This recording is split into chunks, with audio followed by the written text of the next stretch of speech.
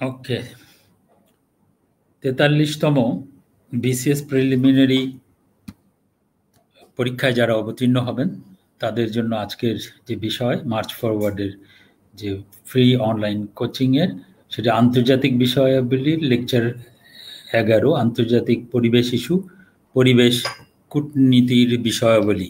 এ বিষয়ে আসলে এর আগেও একটি সেশনে আমি পরিবেশ ইস্যু সমূহ আলোচনা করেছিলাম এবং পরিবেশ কূটনীতির বিষয় এবার যুক্ত করা হয়েছে। আসলে বাংলাদেশের মতো দেশের জন্য এই আন্তর্জাতিক পরিবেশ ইস্যু এবং পরিবেশ কূটনীতির বিষয়গুলি খুবই প্রয়োজনীয় এবং প্রায়শই বিসিএস প্রিলিমিনারি, বিসিএস ভাইবা এবং লিখিত পরীক্ষাতে এই বিষয়গুলো সংযুক্ত হয়ে থাকে, এসে থাকে।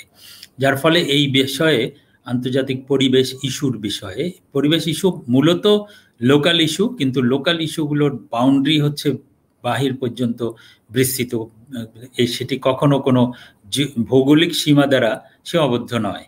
যার ফলে এই বিষয়টিকে আন্তর্জাতিক পরিবেশ ইস্যু বলা হয়ে থাকে। এবং কূটনীতি, আসলে একসময় কূটনীতি ছিল, যারা আমাদের যারা ডিপ্লোম্যাট ছিলেন তারা বাণিজ্যের কূটনীতি করতেন, তারা সম্পর্কের কূটনীতি করতেন এবং সম্পর্ক স্থায়ী করার জন্য বিভিন্ন বলয়ের কূটনীতি করতেন। কিন্তু এক সময় এই কূটনীতি আসলে যেহেতু জিওগ্রাফিক বাউন্ডারি, ভৌগোলিক সীমার বাহিরে চলে গেছে পরিবেশ ইস্যু, তাই পরিবেশকে নিয়ে কূটনীতির বিষয়টি নতুন করে আবর্তিত হয়েছে পরিবেশ অঙ্গনে।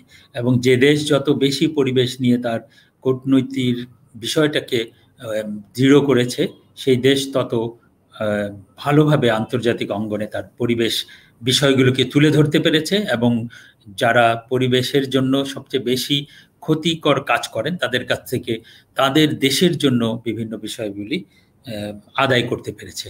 বাংলাদেশের প্রেক্ষাপটে পরিবেশ আসলে খুবই, যেহেতু বাংলাদেশ খুব জনবহুল দেশ এবং বাংলাদেশের একটি ডেল্টা এবং এই ডেল্টা বদ্বীপ একটি, এবং এই বদ্বীপের গঠন এবং উপরের দিকে উত্তরে হিমালয়ের অবস্থান বাংলাদেশকে সবসময় বিভিন্ন দুর্যোগ এবং সাইক্লোন, ঘূর্ণিঝড়, জলোচ্ছ্বাস ইত্যাদি থেকে আমরা দীর্ঘদিন থেকে আমরা এর সাথে চলে এসেছি। কিন্তু আমরা কিছুদিন আগে থেকে লক্ষ্য করছি, এই পৃথিবী লক্ষ্য করছে যে ধীরে ধীরে গ্লোবাল ওয়ার্মিং অথবা যেটাই আমরা বলি না কেন, উষ্ণায়নের জন্য এই বিষয়গুলো, ঘূর্ণিঝড়, জলোচ্ছ্বাস ইত্যাদি দিনে দিনে বেড়ে যাচ্ছে। তার ফলে বিভিন্ন আন্তর্জাতিক পরিবেশ ইস্যুর উদ্ভব হয়েছে এবং এই পরিবেশগুলো আন্তর্জাতিক পর্যায়ে হ্যান্ডেল করার প্রয়োজন বলে পরিবেশ কূটনীতির বিষয়ে আমাদের জানা প্রয়োজন। আমরা যদি দেখি মানুষ আসলে এই গ্রহে কিভাবে ছিল, আমরা শুরু করি এভাবে যে এই পৃথিবীটি আমাদের মানুষের পৃথিবী আমরা বলি, কিন্তু এই পৃথিবী আমাদের মানুষের যেমন, এই পৃথিবী ঠিক একইভাবে সকল প্রাণীরও এই পৃথিবী। এই পৃথিবীতে মানুষ তার পদচিহ্ন রেখেছে এবং এই মানুষকে পৃথিবী আহ্বান জানিয়েছে তার সমৃদ্ধ জীববৈচিত্র্য দিয়ে, তার বাস্তু সংস্থান সেবা দিয়ে, তার বাস্তু সংস্থানের পণ্য দিয়ে, প্রাকৃতিক বিভিন্ন কার্যক্রম দিয়ে। এই পৃথিবীর যেই জায়গায় পরিবেশ ছিল মনুষ্য বসবাসের উপযোগী, সেই স্থানেই মানুষ তার জীবন জীবিকা খুঁজে পেয়েছে এবং সেখানেই সে বসবাস শুরু করেছে। আদিম যুগে মানুষ কিন্তু বিভিন্নভাবে তার লিভলিহুড সেই জঙ্গল থেকে আহরণ করত এবং তারা দলবদ্ধভাবে বসবাস করত, প্রকৃতির সাথে যুদ্ধ করত, শিকার করত দলবদ্ধভাবে এবং শিকার সবাই মিলে ভোগ করত এবং গুহার মধ্যে বসবাস করত। ধীরে ধীরে ধীরে ধীরে মানুষ শিখেছে তার জীবনযাত্রার অন্যান্য নতুন নতুন দিক এবং এই পৃথিবীর সৃষ্টি থেকে আজ পর্যন্ত, আজ অবধি আমরা যদি বলি 460 কোটি বছর এই পৃথিবীর বয়স হয়েছে। এই সময়ের মধ্যে আমাদের সমাজ অনেক বড় হয়েছে। আমরা সেই যাযাবর অবস্থান থেকে আমরা কৃষি শিক্ষা লাভ করেছি, আমরা কৃষি কাজের জন্য আমরা গৃহ নির্মাণ শিখেছি, এক জায়গায় অবস্থান করা শিখেছি, যাযাবরত্ব পরিত্যাগ করেছি। এবং যার ফলে ঘটেছে কি, আমরা যে পরিবেশের যে বিষয়গুলি ছিল, যে বৈচিত্র্য ছিল, বাস্তু সংস্থান ছিল, বাস্তু সংস্থানের পণ্য ছিল, এই সকল কিছুকে আমরা আমাদের কার্যক্রমের অধীনে নিয়ে এসেছি। যে জায়গায় যেমন মহেঞ্জোদারো, হরপ্পা, নীলনদ অথবা যে সমস্ত সভ্যতা, প্রাচীন সভ্যতা মানুষকে আকর্ষণ করেছে তার সেবা দিয়ে, সেই সভ্যতাগুলো আসলে ধীরে ধীরে বিলুপ্ত হয়েছে এবং মানুষ তার নিজস্ব একটি সভ্যতা গড়ে তুলেছে এবং সেখানেই পরিবেশের সাথে একটি কনফ্লিক্ট শুরু হয়েছে, পরিবেশের সাথে সংঘর্ষ শুরু হয়েছে এবং এই সংঘর্ষের মাধ্যমেই মানুষ এগিয়েছে আজকের এই উন্নত বিশ্বে। কিন্তু এর সাথে আমরা এই পৃথিবীর অনেক কিছুকেই ধ্বংস করেছি। আমরা চাই বা না চাই আমাদের এই 700 প্রায় 80 বিলিয়ন মানুষের জন্য আমাদের পৃথিবী জায়গা ছেড়ে দিয়েছে আমাদেরকে, আমাদের কার্যক্রমের জন্য। আসলে আমরা এই পৃথিবী হচ্ছে আমাদের একমাত্র আবাসভূমি এবং আমরা এখানে পদচিহ্ন আমরা এঁকেছি সেই আদিমকাল থেকে, যখন প্রথম আমরা অ্যাডাম অ্যান্ড ইভস এর কথা বলি আর যেই বলি না কেন, প্রথম যে মানুষটি আবির্ভাব হয়েছিল তারপরে থেকে ধীরে ধীরে এই পৃথিবীতে মানুষের জনসংখ্যা বৃদ্ধি শুরু হয়েছে এবং মানুষ সমাজবদ্ধ হয়েছে। এখন যে পরিবেশ আমরা নিয়ে কথা বলছি তার সাথে অর্থনীতি যুক্ত হয়েছে। এখন অর্থনীতি যদি সমাজের চেয়ে বড় হবে কি ছোট হবে সেই বিষয়টি বিবেচ্য, কিন্তু আদর্শ অবস্থায় আমরা বলি পরিবেশের ভেতরে সমাজ, সমাজের মধ্যে অর্থনীতি কখনো এত ব্যাপক, এত তার গণ্ডি এত বড় হবে না যে সমগ্র সমাজকে গ্রাস করে ফেলবে। তাই environment, then society and then economy, এইভাবে কিন্তু এগিয়ে যাবে আমাদের সমাজ। এটাই ছিল আদর্শ চিন্তা। কিন্তু আমরা যদি দেখি যে এটি একটি আমরা বলি যে মাইন্ড ম্যাপিং, এইরকম একটি মাইন্ড ম্যাপিং করে যারা পরীক্ষায় অবতীর্ণ হতে চান তারা কিন্তু অনেক বেশি লাভবান হতে পারবেন। তারা রচনা লেখার জন্য তারা যে কোনো বিষয়ে এরকমভাবে একটি মাইন্ড ম্যাপিং করতে পারবেন এবং মাঝখানে ইস্যুটি দিয়ে বিভিন্ন জায়গায় তার শাখা প্রশাখা বিস্তৃত করতে পারবেন। আপনারা দেখবেন যে একটি রচনা লেখা খুবই সহজ। আমরা এখানে যদি দেখি পপুলেশন অ্যান্ড দ্য প্ল্যানেট, এখানে ফ্যাক্টস যেখানে আছে সেই ফ্যাক্টসের উপরে দেখা যাচ্ছে ফর 2 মিলিয়ন ইয়ার্স এই পৃথিবীর জনসংখ্যা 1/4 ছিল। 1800 সালে এই পৃথিবীর জনসংখ্যা 1 বিলিয়ন হয়েছে, 1930 সালে 2 বিলিয়ন হয়েছে, 130 বছর লেগেছে। 1960 সালে 3 বিলিয়ন, অর্থাৎ কম সময়ে 100 কোটি করে লোক জনসংখ্যা বাড়ছে, 30 বছরেই 100 কোটি বেড়েছে। 1975 সালে 4 বিলিয়ন, 15 বছরেই বেড়েছে। 1987 সালে 5 বিলিয়ন, 12 বছরে বেড়েছে। 1999 সালে 6 বিলিয়ন, 7 বিলিয়ন, এখন 7.83 বিলিয়ন জনসংখ্যা এই পৃথিবীর। অর্থাৎ এই যে জনসংখ্যার উল্লম্ফন, এটিও ঘটেছে মানুষের আবিষ্কারের কারণে। পেনিসিলিন আবিষ্কার হয়েছে এবং পেনিসিলিন আবিষ্কারের পর মানুষের স্বাস্থ্য সুরক্ষার বিষয়টি বৃদ্ধি পেয়েছে, যার ফলে জনসংখ্যা জন্মের পর মৃত্যুর হার কমেছে এবং জন্মের হারও সেই সাথে সাথে কমেছে। মানুষের এর আগে আমরা 50-60 বছর আগেও যদি যাই আমরা দেখব যে আমাদের এই এশিয়া এবং ইউরোপেও 3 থেকে 5-6 জন প্রতি পরিবারে জনসংখ্যা জন্ম হতো, মানুষের জন্মহার ছিল এরকম 6 থেকে 7, এবং 3-4 জন মারা যেত শুধুমাত্র চিকিৎসার অভাবে অথবা যথাযথ চিকিৎসা ব্যবস্থা ছিল না বলে।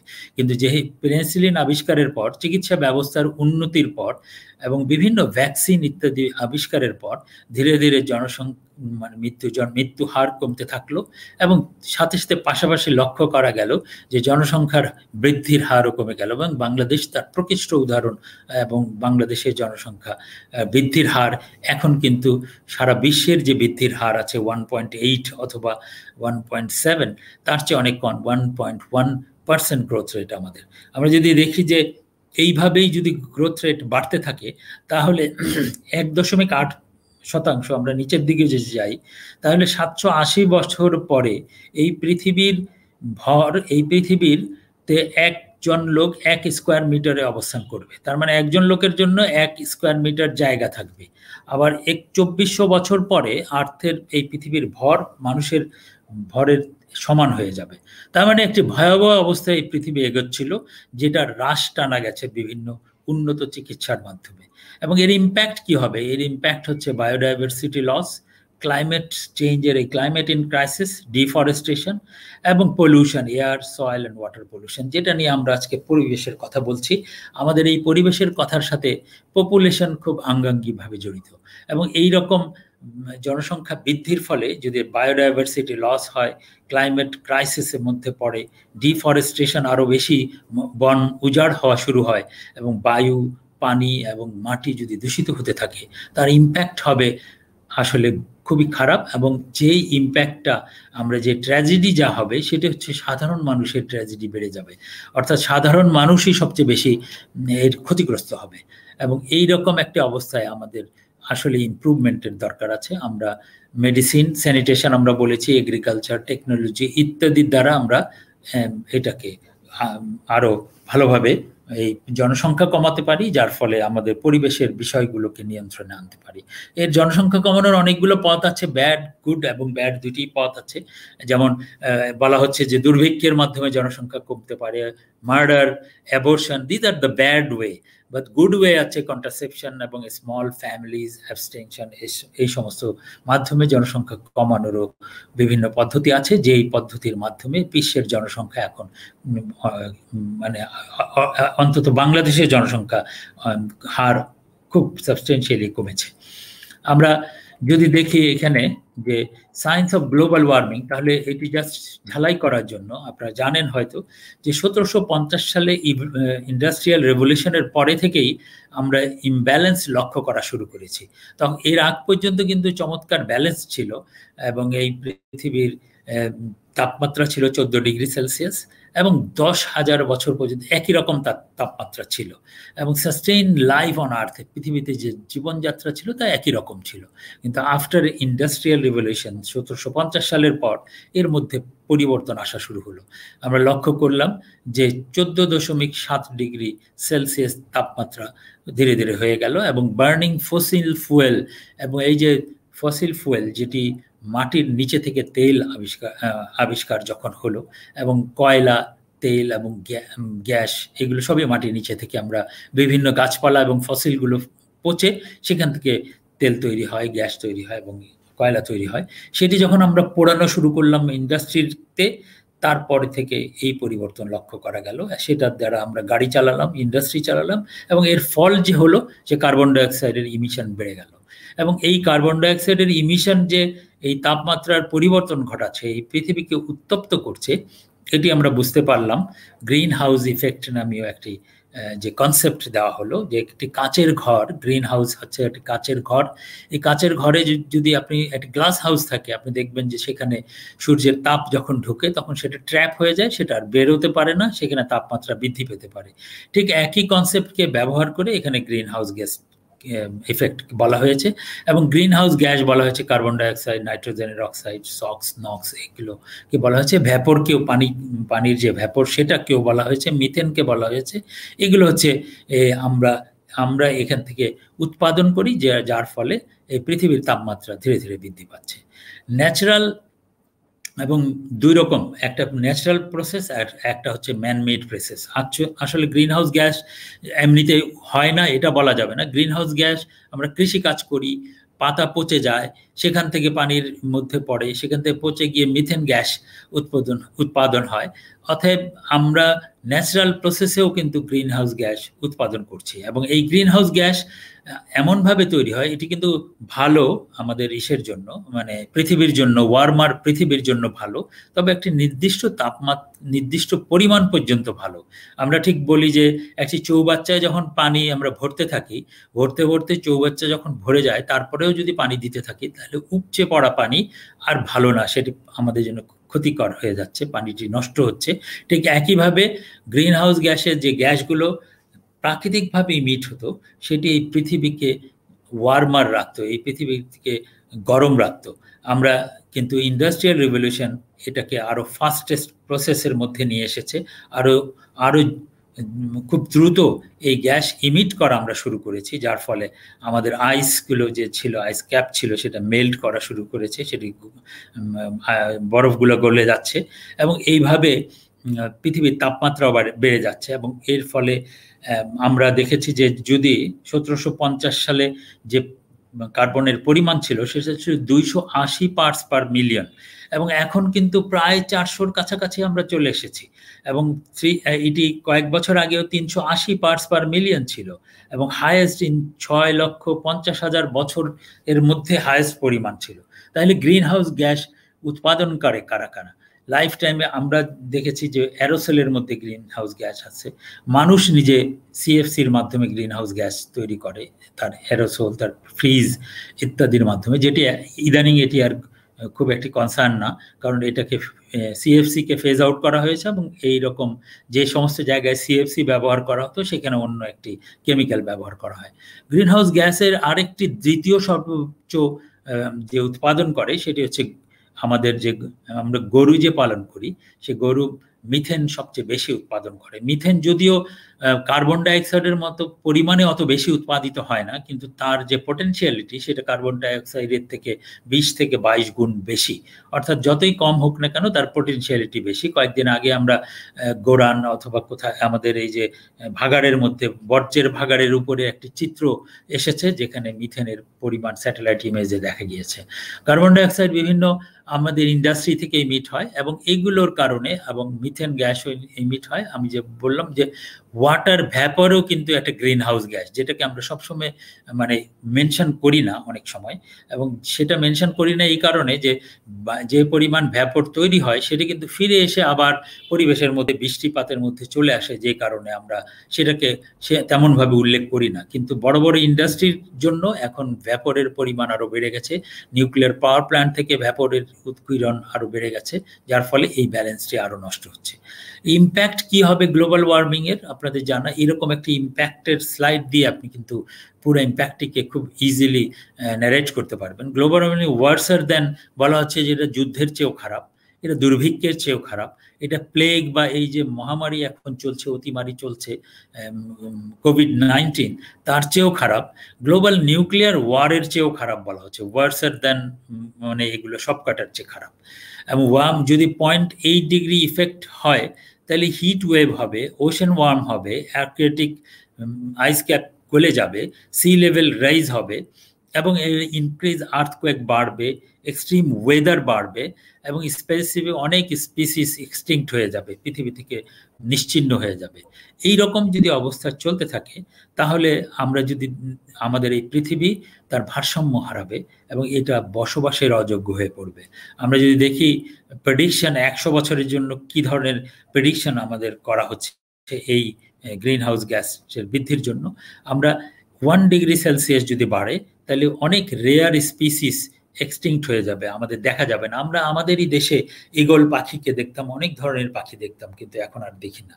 আমরা মানে একটা মহেশখালীতে পাওয়া যায় একটা চামচ ছোটের মতো একটা স্যান্ড পাইপার বলে, সেটি কিন্তু আমরা এখন খুব কমে গেছে। এরকম অনেক স্পিসিস বিলুপ্ত হয়ে যাচ্ছে। এমন 1 ডিগ্রি হলে কোরাল রিফ ডিস্ট্রয়েড হবে এবং আইল্যান্ড নেশন আন্ডার ওয়াটার, অনেকগুলো আইল্যান্ড, মার্শাল আইল্যান্ড এবং অনেক আইল্যান্ড আছে, যে সমস্ত আইল্যান্ডগুলো তুবালু, এই সমস্ত আইল্যান্ড, মালদ্বীপ বলি আমাদের কাছে, এইগুলো পানির নিচে চলে যাবে।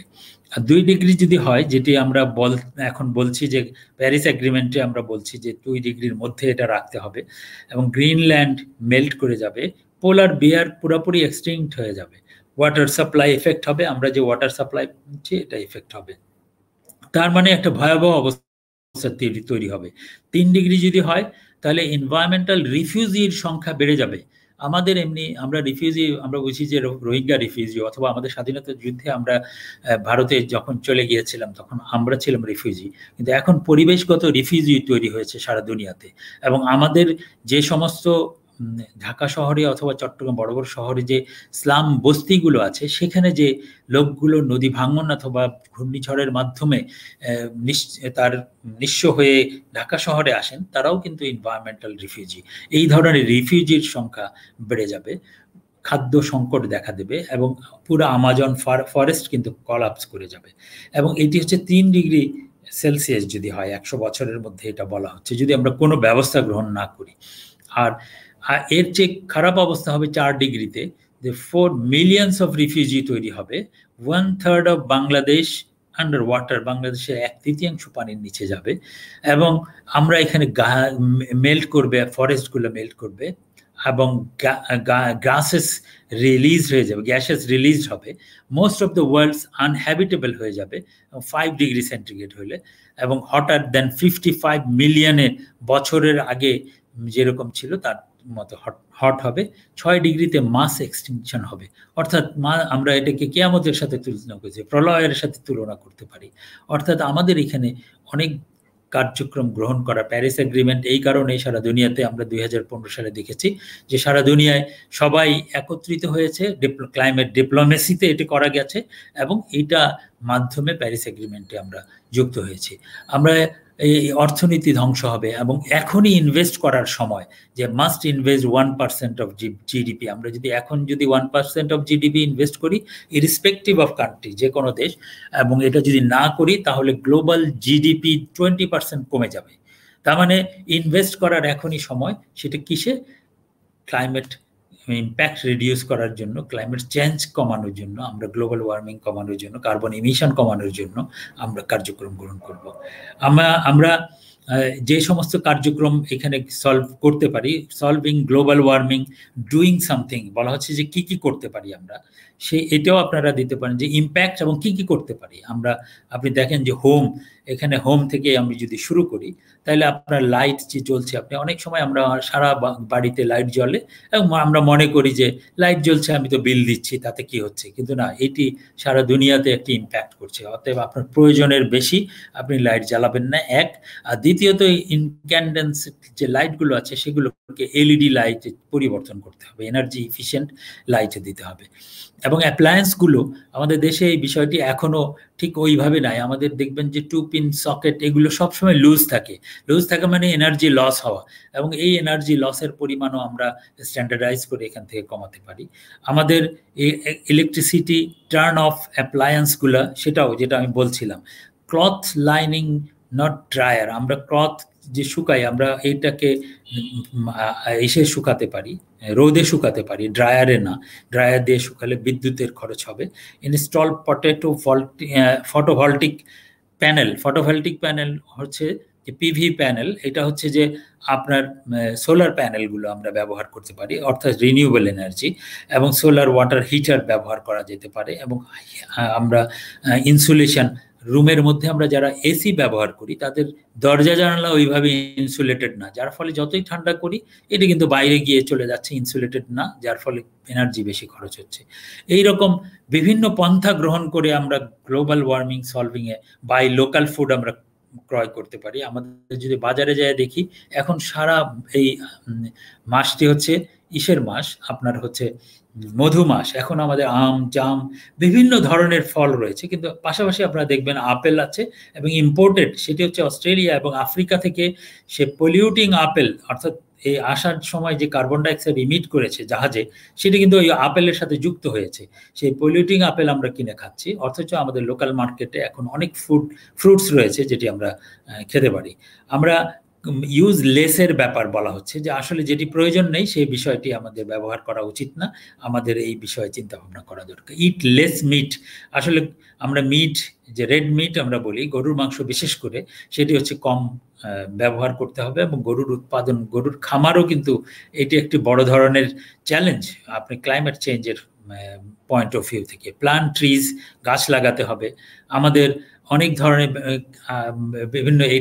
বিভিন্ন জায়গায় কথা বলতে হবে এনভায়রনমেন্ট নিয়ে, যার ফলে সবাই সচেতন হয় এবং আমাদের এনভায়রনমেন্ট নিয়ে সবাই করবে। এবং ট্রাভেল করার সময় আমরা কিভাবে ট্রাভেল করব, আমাদের ট্রান্সপোর্ট প্ল্যান কি হবে। এবং ঢাকায় যে এই যে এমআরটি বিআরটি হচ্ছে, সেটা কিন্তু এনভায়রনমেন্টাল পয়েন্ট অফ ভিউ থেকে অনেক ভালো একটি কার্যক্রম, কারণ এর মাধ্যমে একই জায়গা দিয়ে অনেক বেশি লোক অল্প বিদ্যুৎ খরচ করে অনেক বেশি লোক যাতায়াত করতে পারবে, যার ফলে কার্বন ইমিশন কম হবে মাথা পিছু, এবং এটি একটি গ্রিন ট্রান্সপোর্ট হিসেবে বিবেচিত হবে। অর্থাৎ আমাদের যে সমস্ত পন্থা রয়েছে গ্লোবাল ওয়ার্মিং কমাতে, সেই জায়গায় আমরা যেতে পারবো। আমরা এখন আসি যে আসলে পরিবেশ দূষণ, আমরা বলছি ইস্যু আসলে লোকাল ইস্যু সব জায়গায়, কিন্তু এটি আন্তর্জাতিক ইস্যুতে পরিণত হয়।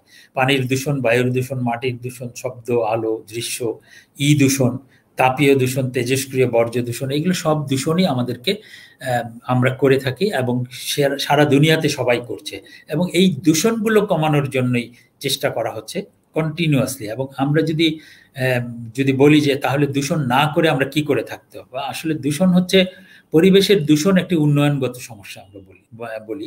উন্নয়নগত সমস্যা মানে ডেভেলপমেন্ট আপনি যদি করেন তাহলে দূষণ আপনাকে করতেই হবে, এবং এই দূষণকে কিভাবে আপনি কমাবেন এবং কি পদ্ধতি গ্রহণ করে এই দূষণের মাত্রা কমিয়ে আপনি উন্নয়ন কার্যক্রম গ্রহণ করতে পারেন তারও পদ্ধতি রয়েছে, যার জন্য আপনাদেরকে আমরা করি এনভায়রনমেন্ট ইম্প্যাক্ট অ্যাসেসমেন্ট করি, এবং এই এনভায়রনমেন্ট ইম্প্যাক্ট অ্যাসেসমেন্টের সাথে আমরা ইএমপি এনভায়রনমেন্ট মনিটরিং প্ল্যান করি, এনভায়রনমেন্ট ম্যানেজমেন্ট প্ল্যান করি, এবং এই প্ল্যানটা বাস্তবায়নের জন্য কন্টিনিউয়াস মনিটরিং করতে হয়। কিন্তু দুঃখজনক ব্যাপার হচ্ছে আমরা ইআইএ করি, ইআইএর এনভায়রনমেন্টাল ক্লিয়ারেন্স সার্টিফিকেট গ্রহণ করি এই ইআইএ দিয়ে, কিন্তু যখন বাস্তবায়নের কথা আসে তখন আমরা আজকে হয়তো বাংলাদেশে আমরা এটা করছি না, একসময় উন্নত সকল বিশ্ব এই কাজটি করেছে, এবং তারা এই যে পরিবেশের দূষণ কিন্তু তারা অন্যান্য থার্ড ওয়ার্ল্ডের কান্ট্রি যে সমস্ত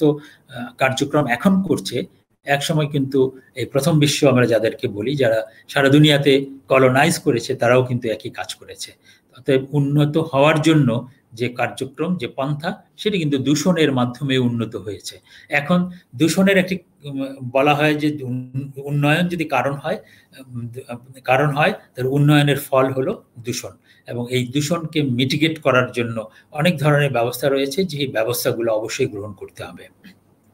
কারণ আমরা যদি এই দূষণের জন্য ব্যবস্থা গ্রহণ না করি তাহলে এটা জনস্বাস্থ্যের জন্য, প্রাণীর জন্য, পানির জন্য, মাটি, বায়ু, কৃষি উৎপাদনের জন্য, খাদ্য শৃঙ্খলের জন্য, বাস্তুতন্ত্রের জন্য, সর্বোপরি বাংলাদেশ সহ বৈশ্বিক অর্থনীতির জন্য ক্ষতিকর।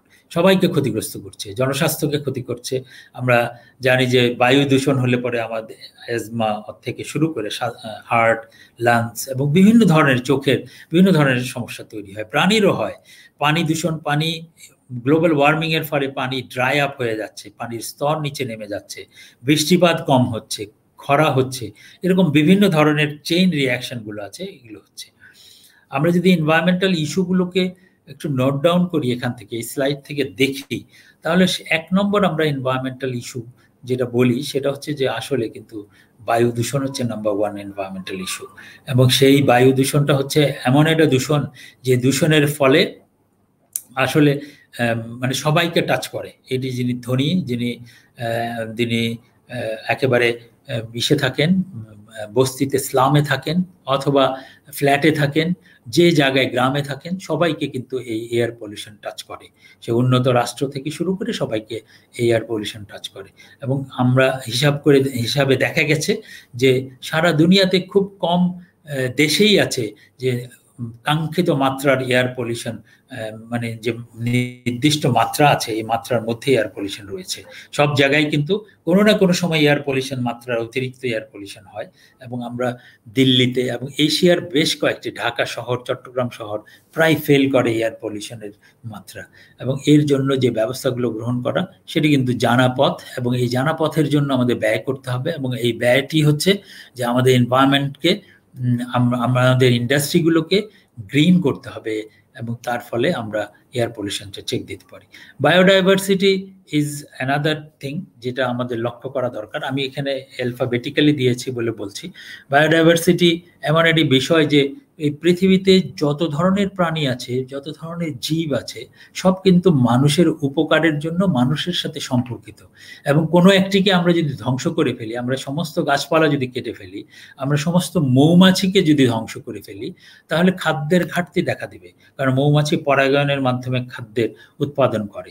অতএব বায়োডাইভার্সিটি একটা আমাদের জীবন বাঁচানোর জন্য একটি পন্থা, যে পন্থা প্রকৃতি নিজেই সৃষ্টি করে দিয়েছে যুগ যুগ ধরে। এই পন্থাকে নষ্ট করা কোনোভাবেই সমীচীন হবে না। আমরা এরপরে কার্বন ফুটপ্রিন্টের কথা বলি, এনভায়রনমেন্টাল ইস্যু। কার্বন ফুটপ্রিন্ট হচ্ছে যে প্রতিটি মানুষই কার্বন। আমরা যখন কার্বনের কথা বলি বাংলাদেশে বিভিন্ন জায়গায়, আমরা সব সময় বলি যে আমরা কার্বন ইমিশন করব না, কিন্তু বাংলাদেশের পার্সপেক্টিভে আপনি যদি বলেন যে বাংলাদেশের পার্সপেক্টিভে কার্বন ইমিশন আসলে আমরা কতটুকু করব কি করব না সেটি নির্ধারণ করা একটি খুব জটিল সমীকরণ।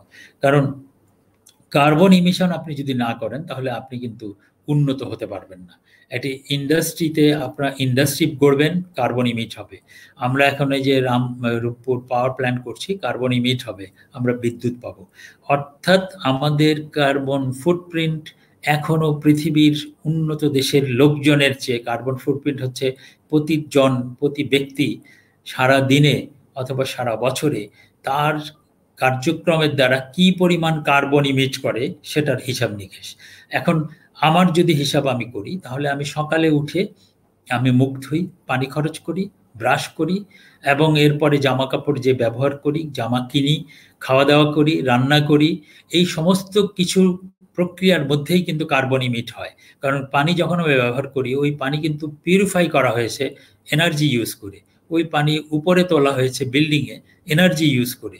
তার মানে প্রতিটি প্রক্রিয়া, আমার জামা যেটা পরছি সেটা ইস্ত্রি করা হয়েছে, কার্বন ইমিট হয়েছে, জামা তৈরিতে হয়েছে, জামা অন্য ওয়াশ করাতে হয়েছে। তার মানে প্রতিটি মানুষের কার্বন একটা নিজস্ব ফুটপ্রিন্ট আছে। যার ফুটপ্রিন্ট বড় সে বড় পলিউটার, যার ফুটপ্রিন্ট ছোট সে ছোট পলিউটার।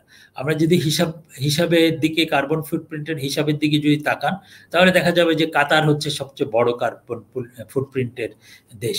এবং এটি কেন? কাতারের জনসংখ্যা খুবই কম, তাদের অর্থবিত্ত অনেক বেশি, এবং তাদের প্রতিজন মানুষ অনেক সুখ আয়েসে, আরাম আয়েসে থাকে, যার ফলে তাদের ফুটপ্রিন্ট অনেক বড়। আমাদের ফুটপ্রিন্ট অনেক অনেক অনেক ছোট। এবং আমাদের মধ্যে আবার যদি যখন গ্রামে যাবেন, গ্রামে লোকের ফুটপ্রিন্ট আরো অনেক ছোট। অতএব এই কার্বন ফুটপ্রিন্ট নিয়ে আমাদের চিন্তা ভাবনা করা দরকার। আমরা আমাদের ফুটপ্রিন্টকে কিভাবে একটা মিনিমাম অপটিমাম, আমি বলছি না যে কালকে থেকে আপনার ফুটপ্রিন্ট কমিয়ে ফেলার জন্য, আমরা যে অবস্থানে থাকি, কারণ আমেরিকার একজন লোক একটা ডিশ ওয়াশার যে ইউজ করে তার থালা বাসটি ধোয়ার জন্য, সেটা যে পরিমাণ একদিনে কার্বন ইমিট করে, একজন আফ্রিকার, একজন ইথিওপিয়ান, দুইজন লোক সারা বছরে সেই পরিমাণ কার্বন ইমিট করতে পারে না। অর্থাৎ হচ্ছে যে কার্বন ইমিট করা, এইটি হচ্ছে উন্নয়নের লক্ষ্য।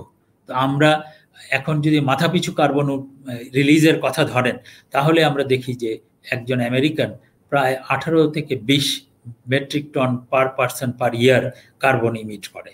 কিন্তু বাংলাদেশে আমরা 0.22 থেকে 0.23 মেট্রিক টন কার্বন ইমিট করি, which is very negligible। আমরা কিন্তু এত কম করি, অর্থাৎ আমরা 18-20-এ যারা করছে তাদের জীবনযাত্রা অনেক আয়েসি জীবনযাত্রা।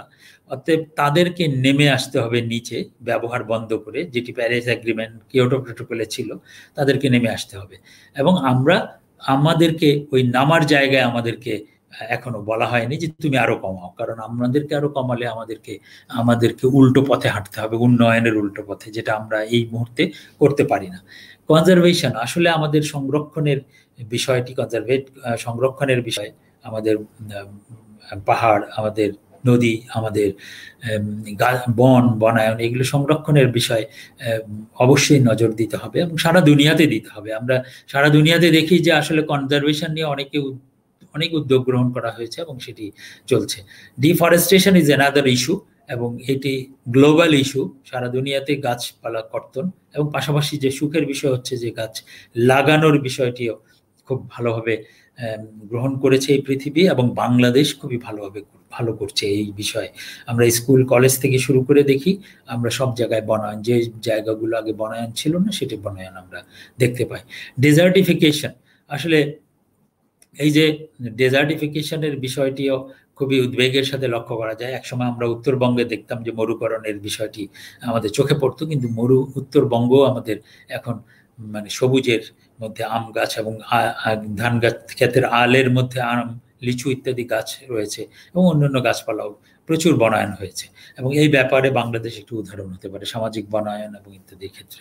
তো ডেজার্টিফিকেশন আসলে এটি একটি বড় ধরনের গ্লোবাল সমস্যা, যে সমস্ত যেমন সাহারা এবং নতুন নতুন এলাকা ডেজার্টিফিকেশন হচ্ছে। বড় বড় বন রয়েছে যে জায়গায়, বনগুলো উজাড় হচ্ছে, সাভানা ফরেস্ট এবং অ্যামাজন, এগুলো উজাড় হচ্ছে। এগুলো সংরক্ষণের ব্যাপারও গ্রহণ করা হয়েছে। এনার্জি ইস্যুস এবং ক্লিন এনার্জি, গ্রিন এনার্জি আমাদের ইউজ করার জন্য, ব্যবহার করার জন্য কথা বলা হচ্ছে। This is the issue.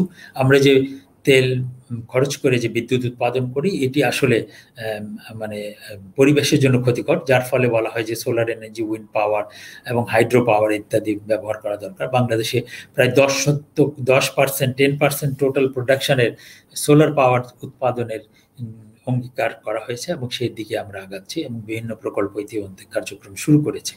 এবং আমাদের হাইড্রো ইলেকট্রিসিটিতে আমাদের প্রাইভেট সেক্টরের বিনিয়োগ নেপালে হচ্ছে, যে সেখান থেকে প্রায় 500 মেগাওয়াট বিদ্যুৎ আমরা আনবো এবং সেটি হচ্ছে গ্রিন এনার্জি। আমাদের নিউক্লিয়ার যেটা রূপপুরের পাওয়ার প্ল্যান্ট হচ্ছে সেটিও আমাদের অনেক ভূমিকা পালন করবে। এবং যদিও এটাকে গ্রিন ওইভাবে আমরা বলি না, কিন্তু তারপরে সেটা কস্ট কমানোর জন্য এবং ইসের জন্য কাজ করবে। ইকোলজিক্যাল ফুটপ্রিন্ট আসলে কার্বন ফুটপ্রিন্ট এবং ইকোলজিক্যাল ফুটপ্রিন্ট প্রায় কাছাকাছি। ইকোলজিক্যাল ফুটপ্রিন্ট হচ্ছে যে একটা এলাকায় যে পরিমাণ মানুষ আছে তার যে জীবনচারণের জন্য যে খাদ্য যে জিনিস প্রয়োজন হয় সেটি সে কনজিউম করে, এবং কনজিউম করার পর সে যখন সেটিকে ফেলে দেয় সেটি অ্যাবজর্ব করার ক্ষমতা যদি ওই এলাকায় যে পরিমাণ থাকে সেটিকে বলা হচ্ছে ইকোলজিক্যাল ফুটপ্রিন্ট। আমরা আমাদের ইকোলজিক্যাল ফুটপ্রিন্ট শহরগুলোতে বড়, গ্রামগুলোতে কম। আমাদের এই শহরে যার ফলে আমাদের যে আমরা বর্জ্য উৎপাদন করি সেটি কিন্তু অ্যাসিমিলেট করতে অনেক সময় লাগে, সেই কারণে সেটা ইনসিনারেট করা, পুড়িয়ে নষ্ট করা অথবা অন্য কোনোভাবে সার তৈরি করা ইত্যাদি পর্যায়ে চিন্তা ভাবনা করা হচ্ছে। এন্ডেঞ্জার্ড স্পিসিস মানে অনেক স্পিসিস আমি একটু আগে বলেছি, সেই স্পিসিসগুলোকে সংরক্ষণ করা এটি একটা বড় ধরনের ইস্যু। এবং পরিবেশ নিয়ে ভাবনার যে শুরু হয়েছিল সেটি কিন্তু শুরু হয়েছিল এই এন্ডেঞ্জার্ড স্পিসিস দিয়ে, স্পিসিস সংরক্ষণের বিষয় দিয়ে শুরু হয়েছিল, এবং ওয়েল, তিমির সংরক্ষণ এবং ইত্যাদি দিয়ে শুরু হয়েছিল 30-এর দশকে। আমেরিকা এবং ব্রিটেন, জাপান এরা কিন্তু এই এন্ডেঞ্জার্ড স্পিসিসের বলতে ওয়েলের মানে তিমির সংরক্ষণের বিষয়ে উদ্যোগী হয়েছিল এবং একটা কনভেনশন তারা তৈরি করেছিল। এনভায়রনমেন্ট, পরিবেশের ডিগ্রেডেশন, এটি আসলে যা বলা হয়েছে এগুলো সবকটি কারণে পরিবেশ ডিগ্রেড হয়। পরিবেশের যে উপাদানগুলো আছে সেগুলো যখন কমে যাবে, যে উপাদান সঠিক থাকার কথা তার মধ্যে যখন ভারসাম্যহীনতা হবে, that is called environmental degradation. এবং ইআইএ এই টার্মিনোলজিগুলোই আসলে পরিবেশের ইস্যু। ইআইএ এবং ইসিএ, ইআইএ হচ্ছে এনভায়রনমেন্টাল ইম্প্যাক্ট অ্যাসেসমেন্ট। আপনাদের অনেক সময় এই বিষয়টি এই প্রিলিমিনারিতে আসতে পারে, হোয়াট ইজ ইআইএ। ইআইএ হচ্ছে পরিবেশগত সমীক্ষা, এনভায়রনমেন্টাল ইম্প্যাক্ট ও পরিবেশগত অভিঘাত সমীক্ষা এটাও বলা হয়ে থাকে, এনভায়রনমেন্টাল ইম্প্যাক্ট অ্যাসেসমেন্ট। আসলে একটা ইন্ডাস্ট্রি যখন করা হবে তখন ওই ইন্ডাস্ট্রি ওখানে যেখানে একটি প্লেন ল্যান্ড আছে, কৃষি জমি, সেখানে আমরা যদি একটা ইন্ডাস্ট্রি করি তাহলে ইন্ডাস্ট্রিটা হওয়ার পরে ওই এলাকায় কি কি ধরনের পরিবেশগত সমস্যা হতে পারে সেটি আগে থেকে অ্যানালাইসিস করে বের করে বিজ্ঞানীরা, এবং এই বের করার পর তার জন্য একটা মিটিগেশন প্ল্যান করেন। এবং সেই মিটিগেশন প্ল্যান যদি এরকম হয় যে আসলে যে অসুবিধা হবে সেটি কিন্তু অফেরতযোগ্য, ইরিভার্সেবল, তাহলে কিন্তু ওখানে ইন্ডাস্ট্রি করা যাবে না। কিন্তু সেটা যদি মিনিমাম কিছু সাপোর্ট দিলে, কিছু ব্যবস্থা, মিটিগেশন ব্যবস্থা নিলে পরে এটা নির্মূল করা যাবে, মিনিমাইজ করা যাবে, তাহলে সেই জায়গায় এই ইন্ডাস্ট্রি করা যাবে। কিন্তু পাশাপাশি ওই ব্যবস্থাগুলোকে আমাদের সবসময় চালু রাখতে হবে, এবং এইটা চালু না রাখলে কিন্তু ইআইএ করা এবং ইএমপি চালু না রাখতে পারলে, এনভায়রনমেন্টাল মনিটরিং ব্যবস্থা চালু না রাখতে পারলে, যারা এটা দেখভাল করেন তারা যদি না করেন তাহলে ইআইএ করা অর্থহীন হয়ে দাঁড়াবে। EIA is a living document এবং এটাকে করতে হবে। ইসিএ, এনভায়রনমেন্টাল ক্রিটিক্যাল এরিয়া, পরিবেশগত সংকটাপন্ন এলাকা, এটিও কিন্তু পরিবেশের একটি বড় ধরনের ইস্যু। আমরা যখন দেখি কোনো এলাকা এমন একটি অবস্থায় পৌঁছে গেছে যেখান থেকে ইরিভার্সিবল, ওখান থেকে এখনই যদি কোনো ব্যবস্থা গ্রহণ করা না হয় তাহলে ওই পরিবেশের অবস্থা আর ফিরিয়ে আনা যাবে না, সেটি কিন্তু ধ্বংসের মধ্যে চলে যাবে। তখন কিন্তু সরকার পরিবেশ সংরক্ষণ আইন অনুযায়ী ওই এলাকাকে ইসিএ ঘোষণা করে। আমরা অনেকগুলো আমাদের ইসিএ আছে, টাঙ্গুয়ার, হাকালুকি, সুন্দরবন এবং নিঝুম দ্বীপ, তারপরে নিঝুম দ্বীপ না, এই সেন্ট মার্টিন, তারপরে সোনাদিয়া, এগুলো ইসিএ ঘোষণা করা আছে।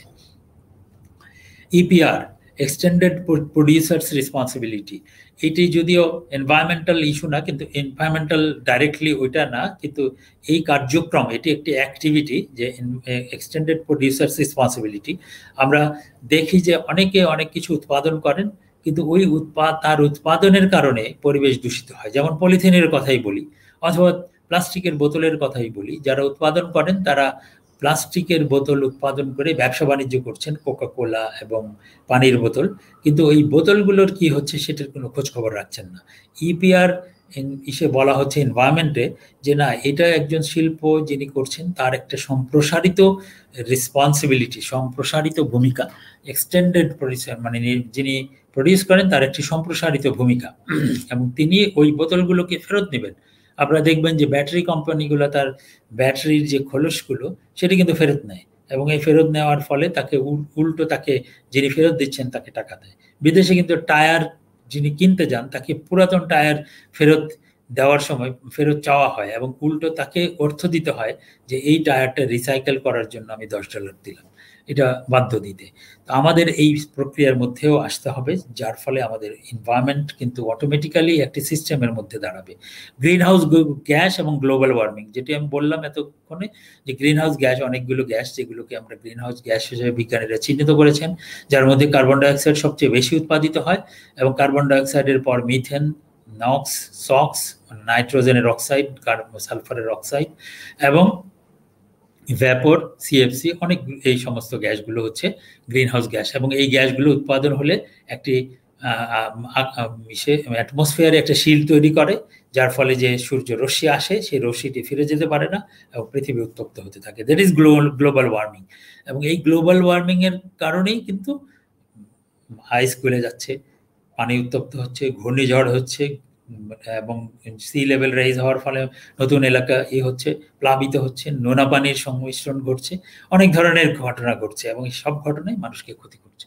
হ্যাবিটেট লস, এবং এই গ্লোবাল ওয়ার্মিং বলেন অথবা এনভায়রনমেন্টাল যে কোনো ডিগ্রেডেশনের কারণে অনেক প্রাণীর হ্যাবিটেট লস, তার আবাসভূমি নষ্ট হচ্ছে। আমাদের একসময় বড় বড় গাছ ছিল, যে গাছগুলোতে শকুন অথবা ঈগল এগুলো খুব সুন্দরভাবে ল্যান্ড করতে পারতো, কারণ তাকে ল্যান্ড করার জন্য বড় ধরনের গাছের প্রয়োজন হয়। সেগুলো আমরা কেটে ফেলেছি, যার ফলে এই শকুন বিশেষ করে আমাদের এখন আর চোখে পড়ে না। তার মানে তার হ্যাবিটেট লস হয়েছে। অনেকগুলো গাছ ছিল আগে যেগুলোকে নেস্টিং ট্রি বলা হয়, তার গাছের যে শাখাগুলো আছে সেখানে পাখি খুব সহজেই তার বাসা তৈরি করতে পারতো। কিন্তু আমরা কিছু এলিয়ান স্পিসিস গাছ এনে আমরা লাগিয়েছি, যে গাছগুলোতে আমরা অ্যাকাশিয়া অথবা এই ধরনের আরো অনেকগুলো গাছ আছে, যেখানে কিন্তু পাখি ভুলেও বসেও না, বাসা তৈরি করা তো দূরের কথা।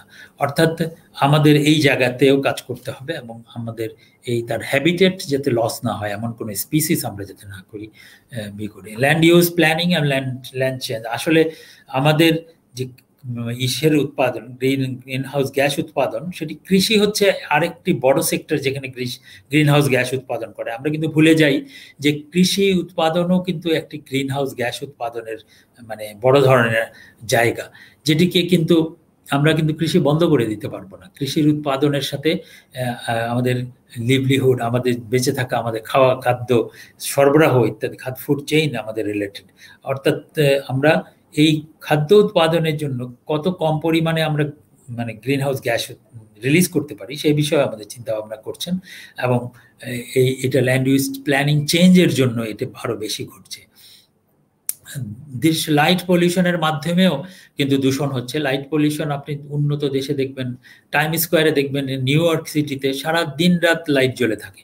আমাদেরও আমাদের চট্টগ্রাম বন্দরে যদি দেখেন আপনি, যে লাইট জ্বলে থাকে, সেখানে কার্যক্রমের জন্য লাইট জ্বালাতে হয় এবং সারা 24 ঘন্টা কাজ করে বলে জ্বালাতে হয়। কিন্তু পাশাপাশি লক্ষ্য করবেন যে কিছু পাখি আছে, সে সারা রাতেই উঠতে থাকে এবং পোকা খেতে থাকে, কারণ লাইটে পোকা আসে এবং সে খেতে থাকে। তখন সে দিন রাত্রির পার্থক্য ভুলে যায়। ভুলে যাওয়ার ফলে সে কিন্তু একসময় ক্লান্ত হয়ে পড়ে যায়। এইরকম লাইটের দূষণের ফলে অনেক প্রাণী এবং মানুষ সবাই কিন্তু বিভ্রান্ত হয় এই লাইটের দূষণের জন্য, এবং এর জন্য বিভিন্ন ধরনের সফট টাইপের লাইট ব্যবহার করা হয়ে থাকে এবং অনেক ক্লোজড লাইট ব্যবহার করা হয়ে থাকে। ন্যাচারাল ক্যাটাস্ট্রফি, অনেক দুর্যোগ আমরা বাড়ছে। আমরা জানি যে গ্লোবাল ওয়ার্মিং ইত্যাদির কারণে ন্যাচারাল ক্যাটাস্ট্রফিস এর সংখ্যা বেড়ে গেছে, ইন্টেন্সিটি বেড়েছে, ফ্রিকোয়েন্সি অ্যান্ড ইন্টেন্সিটি দুটোই বেড়েছে, এবং এর ফলে আমাদের লো লেইং এরিয়াগুলো প্রতিনিয়তই কিন্তু ঝুঁকির মধ্যে পড়ছে এবং মানুষের জানমালের ক্ষতিগ্রস্ত হচ্ছে। কিছুদিন আগে ইয়াস ঘূর্ণিঝড় আমাদের পাশ কাটিয়ে, যদিও আমাদের পটুয়াখালী এবং বরিশাল এই এলাকাগুলোতে বেশ কিছু এলাকা প্লাবিত হয়েছে, বেড়িবাঁধ ভেঙেছে, কিন্তু আমাদের পার্শ্ববর্তী রাষ্ট্রে ভারতের পশ্চিমবঙ্গে সেটা আঘাত করেছে। Nuclear power plant, West pollution, এগুলো কিন্তু একটা পলিউশন। এই পাওয়ার প্ল্যান্টের যে পলিউশনগুলো হবে, ওয়েস্ট যেটা হবে, সেটি একটি সমস্যা। এটার ব্যবস্থাপনাও কিন্তু এনভায়রনমেন্টাল দিক থেকে একটি বড় ধরনের challenge. Over exploitation of natural resources, আমরা দেখি যে আমরা ন্যাচারাল রিসোর্স সবসময় ফাইনাইট রিসোর্স, মানে সুনির্দিষ্ট। যেমন আমরা লোহার আকরিক যদি বলি, লোহার আকরিক কিন্তু একেবারে সুনির্দিষ্ট, এটি কিন্তু এনর্মাস না, ইনফাইনিট না, যে আমরা অক্সিজেন আমরা নিচ্ছি, এটা আর চিন্তা করতে হচ্ছে না যে কালকে আবার পুনর্ভরণ কি করবে, আমরা গাছপালা আছে প্রডিউস করছি। কিন্তু অনেক রিসোর্স আছে যেগুলো কিন্তু ফাইনাইট রিসোর্স, সুনির্দিষ্ট পরিমাণের, এটা খরচ করতে করতে একসময় শেষ হয়ে যাবে, যার ফলে কিন্তু রিউজ, রিসাইকেল এইভাবে করে রিসোর্সগুলো ব্যবহার করতে হবে, যাতে আমরা দীর্ঘদিন ধরে আমাদের রিসোর্সগুলোকে ব্যবহার করতে পারি।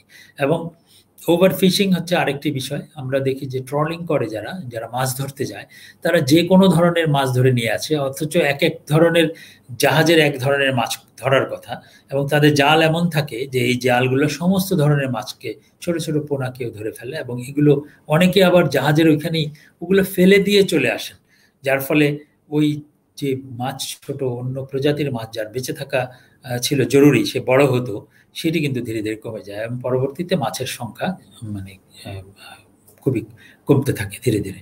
এবং এই অবস্থা কিন্তু শুরু হয়েছে, যার ফলে আসলে ওভার ফিশিং যদি না হয়, এবং এই কারণে আমরা জানি যে সরকার আমাদের বাংলাদেশে যে ইলিশা মাছের জন্য, ইলিশ মাছের জন্য এখন ফিশিং নদীতে, শুধু ইলিশ না, এখন এই মুহূর্তে 22 মে থেকে সম্ভবত বন্ধ করা হয়েছে ফিশিং। কোনো জাহাজ, মাছের জাহাজ আমাদের বঙ্গোপসাগরে মাছ ধরতে যেতে পারবে না। এটি একটি ভালো উদ্যোগ, এবং এই উদ্যোগের ফলে মাছের যে ব্রিডিং, মাছ যে ডিম পাড়ে, এই সময় ডিম পাড়ে, সেটি কিন্তু তার প্রক্রিয়াটি চলবে, এবং যার ফলে আমাদের মাছের সংখ্যাও বৃদ্ধি পাবে।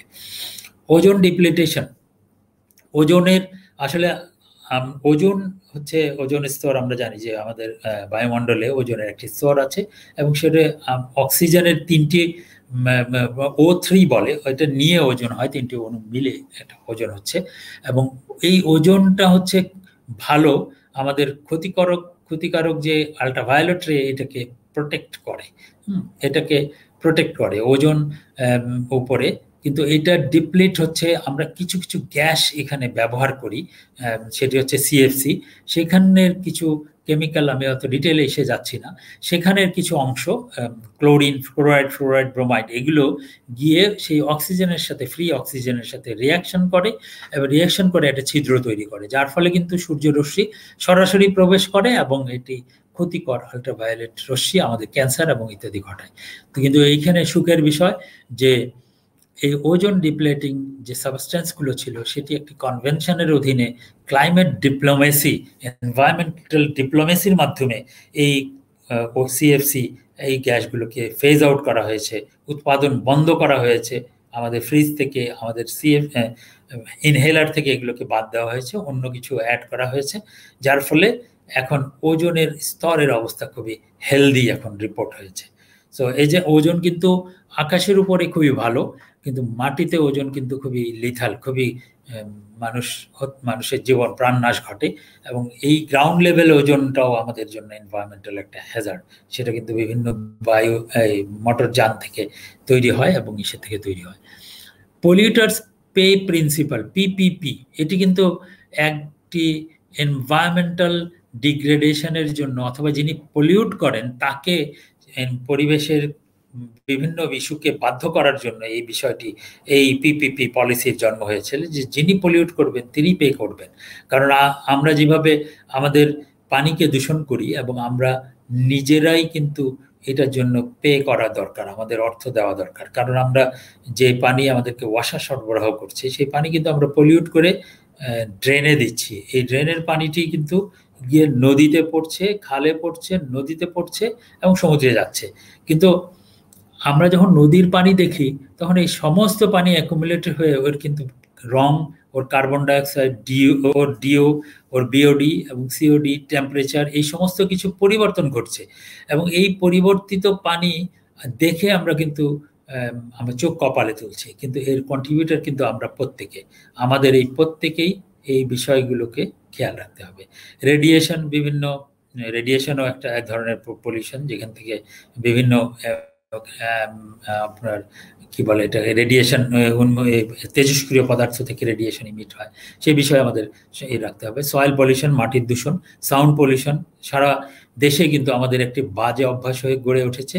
আমরা হর্ন ব্যবহার করি অনেক বেশি এবং বিভিন্নভাবে শব্দ দূষণ করি, আমরা গান শুনি অনেক ইসে, আমরা কানের মধ্যে দিয়ে এবং আশেপাশের লোকজনকেও না করেও সাউন্ড পলিউশনটা করে থাকি। এবং এটি থার্মাল পলিউশন, আমরা সেটাও হিটের পলিউশন, এটাও আমাদের বিভিন্নভাবে হয়ে থাকে। এবং থার্মাল পলিউশন একটি হিট, যে আপনার বলা হয়ে থাকে যে বিদ্যুৎ প্রকল্প, সেখানে যে তাপ উৎপাদন হয় সেটা কিন্তু আশেপাশের পাখিদের জন্য অসুবিধা তৈরি করে। অতএব এইগুলোকে কিভাবে কম্পেনসেট করা হয়, সেই সমস্ত কিছু ইআই এর মাধ্যমে, ইএমপির মাধ্যমে নির্ধারণ করা। ভিজুয়াল পলিউশন, এবং এইটা হচ্ছে দৃশ্য দূষণ। আমরা অতিরিক্ত যদি সাইনবোর্ড ইত্যাদি যদি থাকে, সেটিও কিন্তু দেখতে কিন্তু দূষণের মতো মনে হয়, এবং সেটি হচ্ছে আপনার সুখাধিকারকে নষ্ট করে। ওয়েস্ট, আমরা যে বর্জ্য আমরা উৎপাদন করি, সেখানে প্রতিটি নাগরিক আমরা জড়িত, এবং এই বর্জ্য কিন্তু এখন একটি বড় ধরনের কনসার্ন হয়ে দাঁড়িয়েছে সারা দুনিয়ার জন্য, কিন্তু সারা দুনিয়া খুব ভালোভাবে ম্যানেজ করছে, আমরা এখন ওই ম্যানেজমেন্ট লেভেলে পৌঁছাতে পারিনি। বর্জ্য ম্যানেজমেন্টের সবচেয়ে সহজ উপায় হচ্ছে রিডিউস, রিউজ, রিসাইকেল। এবং এই রিডিউস হচ্ছে যে আপনি কম ব্যবহার করবেন, রিইউজ করবেন, যে ব্যবহার করছেন এটাকে বারবার ব্যবহার করবেন, এবং রিসাইকেল করে ব্যবহার করবেন। এবং এই রিসাইকেল জিনিসগুলো আবার রিবাই করতে পারবেন। 4R বলা হয়ে থাকে, 3R এখানে বলা হয়েছে। প্রথমে বলা হচ্ছে যে রিফিউজ, যদি না লাগে আপনি রিফিউজ করেন, তারপরে রিডিউস করেন, কমান। আমরা পানির বোতল, প্লাস্টিকের বোতল না নিয়ে আমরা অন্যভাবে একটা স্টিলের বোতল আমরা সাথে রাখি, খাই। আপনি ইউরোপ আমেরিকায় দেখবেন অনেক লোকই হাতের মধ্যে এই বোতল নিয়ে চলাচল করে। ওয়াটার পলিউশন, আমরা বিভিন্ন ইন্ডাস্ট্রি এবং বিভিন্নভাবে বাসাবাড়ি থেকে বিভিন্নভাবে স্ট্রম ওয়াটার থেকে শুরু করে, যে এটা বৃষ্টির পানি, আমাদের বাসাবাড়ির পানি, হাউসহোল্ড সুয়েজ ওয়াটার, আমরা সমস্তভাবে এই ওয়াটারকে পলিউট করছি। এবং আমরা এই পলিউশনের জন্য সারা দুনিয়ার, আমরা যেটা বলছি, নট উই, সারা দুনিয়ার মানুষ এটা করছে, এবং এই পানি দূষণ এবং দূষণের প্রক্রিয়া থেকে বের হওয়ার জন্য ব্যবস্থা গ্রহণ করছে। এই যে দূষণগুলো আমরা করছি, এই দূষণগুলোর জন্য এই ক্লাইমেট অথবা এনভায়রনমেন্টাল ডিপ্লোমেসি প্রয়োজন, এবং এই ডিপ্লোমেসি পিস এবং security of our only planet, এটার জন্যই প্রয়োজন। এই যে কথাগুলো আমি বললাম, এই কথাগুলো হচ্ছে যে climate diplomacy in fact it requires for the piece and security of our planet. এবং এটার জন্য যে ফোরাম আছে, সেই ফোরাম, আন্তর্জাতিক ফোরামে আমাদের সারা দুনিয়ার সকল দেশ সেখানে অংশগ্রহণ করে। শুধু দেশই নয়, এনজিওগুলো অংশগ্রহণ করে, এবং অনেকে ব্যক্তিগতভাবেও গিয়ে যোগদান করে। এখানে আসলে ক্লাইমেট কনফারেন্সগুলোতে যে নেগোশিয়েট করা হয়, সেটা হচ্ছে যে পুরো দুনিয়ার জন্য কি ধরনের কনভেনশন করতে হবে, কি ধরনের কার্যক্রম গ্রহণ করলে পরে এই আমাদের পৃথিবীর পিস এবং সিকিউরড হবে, আমাদের শান্তি পৃথিবীর পিস এবং সিকিউরিটি এনশোর্ড হবে, সেই বিষয়গুলোকে নিশ্চিত করা হয়। এই সমস্ত এনভায়রনমেন্টাল ডিপ্লোমেসি, আসলে টার্মস এনভায়রনমেন্টাল ডিপ্লোমেসি, এটা আসলে 20th সেঞ্চুরিতে এটা ইভলভ করেছিল।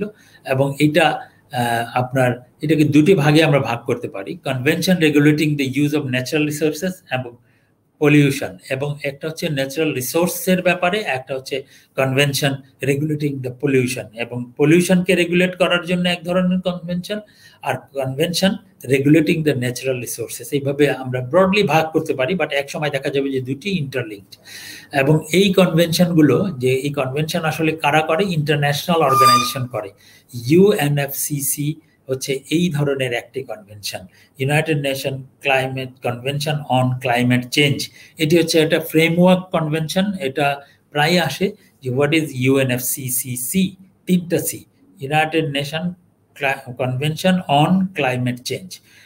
এই কনভেনশনের মাধ্যমে পৃথিবীর প্রায় সকল রাষ্ট্র সম্মত হয়েছে এই পৃথিবী আমাদের একমাত্র আবাসভূমি, এই পৃথিবীকে আমাদেরকে বাসযোগ্য করতে হবে এবং এই পৃথিবীর যে দূষণ হচ্ছে সেটাকে নিয়ন্ত্রণে আনতে হবে এবং এই পৃথিবীকে এই করতে হবে। In each cases the central problem হচ্ছে পলিটিক্যাল বাউন্ডারিজ। এখানে আমরা এনভায়রনমেন্টাল ডিপ্লোমেসির কথা কেন বলছি, আমাদের দেশগুলো হচ্ছে পলিটিক্যাল বাউন্ডারি দ্বারা মানে সীমাবদ্ধ। আমাদের যেমন আমাদের সীমা জানি যে আমাদের উত্তরে দক্ষিণে এটা দক্ষিণে বঙ্গোপসাগর, এটা আমরা জানি। কিন্তু যখন আমরা কথা বলি এনভায়রনমেন্টালের কথা বলি, আমরা বায়োডাইভার্সিটির কথা বলি, পলিউশনের কথা বলি, তখন they spread environmental problem far beyond their national boundaries. তখন আর এই বাউন্ডারির কথা থাকে না, কারণ যদি কোনো দূষণ হয়, আমি চায়নাতে দেখেছি, জাপানে দেখেছি, জাপানের লোকজন একটি জায়গায় দাঁড়িয়ে আমাকে দেখাচ্ছে যে তুমি এখানে গন্ধ পাচ্ছ না, কেমন একটা বাজে গন্ধ পাচ্ছ না, কেমন ইসে। আমি আসলে ঠিক পাচ্ছিলাম না, কিন্তু তারা পাচ্ছিল। তারা বলছে যে এই গন্ধটা আসছে, চায়নাতে অনেক ধরনের বায়ু দূষণ হয় এবং সেটা এইদিকে বায়ু আসে, এই সময় আমরা এই দূষণটা পাই। এইরকম যে এনভায়রনমেন্টাল প্রবলেমগুলোর কিন্তু কোনো ট্রান্স বাউন্ডারি ইফেক্ট আছে। এটা কোনো জিওগ্রাফিক সীমা মানে সীমারেখা দ্বারা আবদ্ধ করা যায় না এটাকে। এবং আমরা যদি পেছনের দিকে তাকাই তাহলে দেখা যাবে যে অনেক দীর্ঘদিন ধরে আমেরিকা এবং ব্রিটেনের মধ্যে এই ধরনের ইস্যু নিয়ে যুদ্ধ হয়েছে। কারণ এক সময় তো আমেরিকা তো ব্রিটেনের কাছ থেকেই স্বাধীন হয়েছে এবং ব্রিটেনের সাথে গ্রেট ব্রিটেন তখন নিয়ন্ত্রণ করতে, এবং আমেরিকা কতদূর নদীতে মাছ ধরবে, ওয়েল কোথায় যাবে, নতুন কোনো জায়গা তারা নিতে পারবে কি পারবে না, এগুলো সব কিন্তু কন্ট্রোল করতো গ্রেট ব্রিটেন। এই রকম অবস্থায় তারা তাদের সাথে চুক্তি করেছে। তাদের এর আগেও প্যারিস ট্রিটি বলে 1783 সালে ছিল, এবং এখানে মাছ ধরার বিষয়ে তাদের অধিকার নিশ্চিত করেছিল যে তারা কোথায় গিয়ে মাছ ধরতে পারবে। তার মানে এই যে ক্লাইমেট ডিপ্লোমেসি অথবা এনভায়রনমেন্টাল ডিপ্লোমেসি বলি, এটি কিন্তু বায়োল্যাটারাল শুরু হয়েছিল। বায়োল্যাটারাল হচ্ছে যে দুইটি দেশের মাধ্যমে, আমরা দুইজন লোকের মাধ্যমে যখন কোনো চুক্তি করি এই টাইপের দুটি দেশে, সেটি বায়োল্যাটারাল। মাল্টিল্যাটারাল চুক্তি হতে পারে ভারত, বাংলাদেশ, নেপাল। আমরা যদি বলি যে নেপাল থেকে আমরা বিদ্যুৎ আনবো ভারতের উপর দিয়ে, তাহলে ভারত, বাংলাদেশ, নেপাল মিলে যে চুক্তি হবে সেটি হচ্ছে মাল্টিল্যাটারাল চুক্তি। এবং এই মাল্টিল্যাটারাল চুক্তি যখন আন্তর্জাতিক ফোরামের মাধ্যমে হবে, জাতিসংঘের মাধ্যমে, তখন সেটা এই চুক্তিগুলোর নাম কনভেনশন, প্রোটোকল ইত্যাদি হয়ে থাকে। এবং এইরকম বায়োল্যাটারাল কনভেনশন দিয়ে বায়োল্যাটারাল ট্রিটিজ কিন্তু শুরু হয়েছিল ক্লাইমেট ডিপ্লোমেসির প্রথম দিকেই। এবং অনেকগুলো চুক্তি, আমি যেটা বললাম ওয়েল, তারপরে এন্ডেঞ্জার পাখি স্পিসিস, পাখি রক্ষার জন্য কয়েকটি উদ্যোগ আমরা লক্ষ্য করি। এবং কনভেনশন অন ন্যাচারাল, এটি কিন্তু খুবই গুরুত্বপূর্ণ, CNP, convention on nature protection, এটি কিন্তু and wild life preservation in the western hemisphere, এটি খুবই ইম্পর্টেন্ট একটা চুক্তি ছিল। এবং এই চুক্তিতে এই প্রোটেকশনে, ওয়াইল্ড লাইফ প্রোটেকশন, এই কনভেনশনে অনেক দিন চলেছে এবং এটাকে পরে লিগ অফ নেশনস এটাকে দিয়েছিল, জেনেভা কনভেনশনের মাধ্যমে এটাকে আরো ব্যাপ্তি ঘটানোর চেষ্টা করেছিল। এবং আমরা পরে দেখেছি ইউএস হচ্ছে, আমেরিকা হচ্ছে বিগেস্ট এনভায়রনমেন্টাল পলিউটার। কিন্তু পলিউটার হলেও কি হবে, 20th সেঞ্চুরিতে দেখা গেছে যে তারাও আবার ডিপ্লোমেসি করেছে যে পৃথিবীর বিভিন্ন এনভায়রনমেন্টাল ইস্যুকে প্রোটেক্ট করার জন্য। কিন্তু আবার পরবর্তীতে আমরা 20th সেঞ্চুরিতে দেখেছি ইউএসএ, তাদেরকে আমরা দেখেছি যে গ্লোবাল বিভিন্ন ডিসকাশনে তারা কিন্তু তাদেরকে প্রত্যাহার করে নিয়েছে। কিছুদিন আগেও কিন্তু প্যারিস এগ্রিমেন্ট থেকে, ট্রাম্পের আমলে প্যারিস এগ্রিমেন্ট থেকে আমেরিকা বের হয়ে এসেছিল। আমরা দেখেছি আমেরিকা প্রায়শই তার যে আফটার 20th সেঞ্চুরি এবং 20th সেঞ্চুরিতে এসে তার এনভায়রনমেন্টাল যে নেগোসিয়েশন সারা দুনিয়াতে মানুষ যে সবাই একভাবে করে, সেখান থেকে তারা কিন্তু ভিন্ন একটি তাদের নিজস্ব মত প্রতিষ্ঠা করেছে। আমরা এনভায়রনমেন্টাল ডিপ্লোমেসির যদি শুরু বলতে চাই তাহলে বলতে চাই যে এক ভদ্রমহিলা রাচেল কার্লসন, উনি একটা বই লিখেছিলেন সাইলেন্ট স্প্রিং। এখানে তিনি দেখিয়েছিলেন যে পাখির ডিমের খোসাগুলো নরম হয়ে যাচ্ছে, এটি হচ্ছে পেস্টিসাইড এবং ইত্যাদি ব্যবহারের ফলে। এবং এর ফলে তিনি খুব লিঙ্ক করলেন যে ড্যামেজ অফ অ্যানিম্যাল স্পিসিস আসলে মানুষের হেলথকেও ড্যামেজ করছে এবং এটা এনভায়রনমেন্টাল বড় ধরনের একটা পলিউশনের তৈরি করছে, যেটা আমরা মানুষের মধ্যে প্রবাহিত হচ্ছে। এবং এরপরে সাইলেন্ট স্প্রিং এর পর আমরা ক্লাব অফ রোম 1968 সালে এক ব্যবসায়ী, এটা 36 ইউরোপিয়ান ইকোনমিক্স ব্যবসায়ীর উদ্যোগে এটি হয়েছিল, এবং তারা পৃথিবীর এই যে সমস্যার মধ্যে আছে, ওয়ার্ল্ড প্রবলেমেটিকা, এরকম একটি বিষয় নিয়ে একটা কমিশন করেন, এবং তারা এই পৃথিবীর অবস্থা কেমন এটা জানার চেষ্টা করেন। এবং এইখানে মূল বিষয় ছিল যে আসলে আমরা যে ইন্ডাস্ট্রিয়াল প্রোডাকশনের কথা বলছি, আমরা পপুলেশন যে বাড়ছে, এনভায়রনমেন্টাল ড্যামেজ কেমন হচ্ছে, ফুড কনজামশন এবং ন্যাচারাল রিসোর্স ইউজ, এগুলোর মধ্যে আসলে কি সম্পর্ক আছে, পৃথিবী কি আসলে সমস্যায় আছে। এটা ক্লাব অফ রোম দীর্ঘদিন, কিন্তু এখনো ক্লাব অফ রোমের অস্তিত্ব আছে, তারা কিন্তু বিরাট ভূমিকা পালন করেছে। এরপরে আরেকটি গ্রুপ 1969-এ গড়ে উঠেছিল, friends of the earth forum, not for profit organisation ছিল, তারাও বিভিন্ন ভূমিকা পালন করেছে। এবং এরপরে দেখা গেল যে তারা বিভিন্ন বিষয় নিয়ে, environmental degradation, preserving biological cultural and ethnic diversity, এই সমস্ত নিয়ে কাজ করেছে। এবং এরপরে আমরা দেখি যে 1970 সালে আমেরিকাতে প্রথম এনভায়রনমেন্ট প্রোটেকশন এজেন্সি, EPA গঠিত হয়, এবং এটি ছিল সারা দুনিয়াতে প্রথম এনভায়রনমেন্টাল প্রোটেকশন এজেন্সি, যেটি আমেরিকাতে, যেটি আমি একটু আগে বলছিলাম যে আমেরিকা এখন তাদেরকে প্রত্যাহার করে এনভায়রনমেন্টাল জায়গা থেকে, কিন্তু একসময় আমেরিকা লিড দিয়েছিল। 70 সালে প্রথম EPA গঠিত হয়েছে। 1971 সালে গ্রিন পিস নামক এখনো অ্যাক্টিভ একটি সংস্থা আছে, নেদারল্যান্ড ভিত্তিক, এটি কানাডায় জন্ম হয়েছিল, কিন্তু এখন রেজিস্টার্ড হয়েছে নেদারল্যান্ডে, ঠিকানাটা ব্যবহার করে তারা অ্যাগ্রেসিভ, এটা এনভায়রনমেন্টাল নেগোসিয়েশন করে, তারা সিভিল প্রোটেস্ট করে বিভিন্ন জায়গায়। আমাদের বাংলাদেশ বলছি, বিভিন্ন জায়গায় বড় বড় ধরনের কোনো কিছু ঘটনা ঘটলে এনভায়রনমেন্টাল, তারা কিন্তু প্রোটেস্ট করে। 1971 সাল একটি টার্নিং পয়েন্ট ইন্টারন্যাশনাল মানে এনভায়রনমেন্টাল ডিপ্লোমেসির। সেখানে institute of environment and development, IIED, establish হয় ব্রিটেনে, এবং তারা economic progress without destroying environmental resource, কোনো ডিস্ট্রয় করা ছাড়া কিভাবে ইকোনমিক অর্থনৈতিক বৃদ্ধি অর্জন করা যায় সেই বিষয়ে চিন্তা ভাবনা করে। সবচেয়ে বড় ব্রেক থ্রু ছিল 1972 সাল, এবং এই সালগুলো, এখন যে সালগুলো আমি বলছি, এগুলো খুবই ইম্পর্টেন্ট ফর এনভায়রনমেন্টাল ডিপ্লোমেসি। 1972 সালে জাতিসংঘ কনফারেন্স অন হিউম্যান এনভায়রনমেন্ট এটা করলো স্টকহোমে, স্টকহোম কনফারেন্স নামে এটাকে বলা হয়, এবং এটার স্লোগান ছিল অনলি ওয়ান আর্থ, মানে একমাত্র পৃথিবী।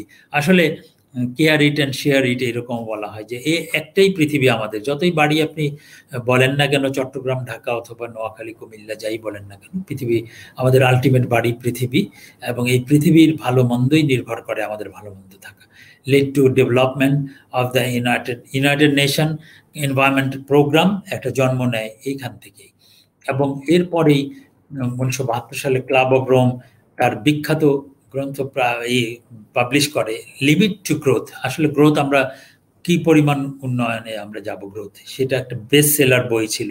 এবং এইখানে যে বিষয়গুলো বলা হয়, সেখানে অনেকে চিন্তা করা শুরু করলেন, আসলে আমরা কিভাবে এই পৃথিবীকে আরো সাস্টেনেবল করব, আরো পৃথিবীর যে ডিগ্রেডেশন, এনভায়রনমেন্টাল ডিগ্রেডেশন হচ্ছে এবং গ্রোথ হচ্ছে, এটাকে আরো ওয়াইড, মানে গ্রোথটাকে, এনভায়রনমেন্টকে ডিগ্রেড না করে নন রিনিউয়েবল রিসোর্সের ব্যবহার কমিয়ে কিভাবে আমরা এটা করতে পারি, সেই বিষয়গুলোর চিহ্নিত করা হয় এখানে এই জায়গায়।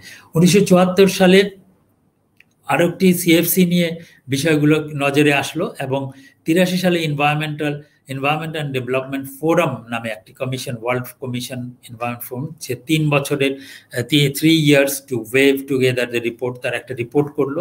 84 সালে এটা আবার স্টেট অফ দ্য ওয়ার্ল্ড নামে রিপোর্ট হলো, এবং এই রিপোর্টগুলো আস্তে আস্তে ধীরে ধীরে একটি জায়গায় এনে দাঁড় করালো, এবং সেটি হচ্ছে আমরা আমাদের world commission on environment development publish on our common future. ওই সময় 1987 সালে আমরা,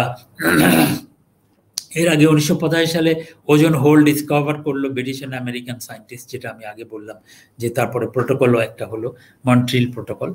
এবং এরপরে 87-তে ওয়ার্ল্ড কমিশন এটা ঠিক করা হলো যে একটা কমিশন গঠন করা হবে, এবং এটা, এই commission our common future, Brundtland commission বলা হয়ে থাকে। এই কমিশন জাতিসংঘে UN জেনারেল অ্যাসেম্বলি প্রপোজ করলো যে লং টার্ম এনভায়রনমেন্টাল স্ট্র্যাটেজি প্রণয়ন করা দরকার ফর সাস্টেইনেবল ডেভেলপমেন্ট বাই 2000 এটা তৈরি করার জন্য। এবং 1987 সালে মন্ট্রিল প্রোটোকল হলো, সেটা ওজনের জন্য, যেটা একটু আগে বললাম। 1988 সালে আরেকটি ঘটনা ঘটলো, সেটি হচ্ছে যে আসলে এতদিন যে ঘটনাগুলো ঘটছিল তার সায়েন্টিফিক কোনো ব্যাখ্যা কেউ দিচ্ছিল না, সায়েন্টিফিক ব্যাখ্যার জন্য কোনো সংস্থা ছিল না।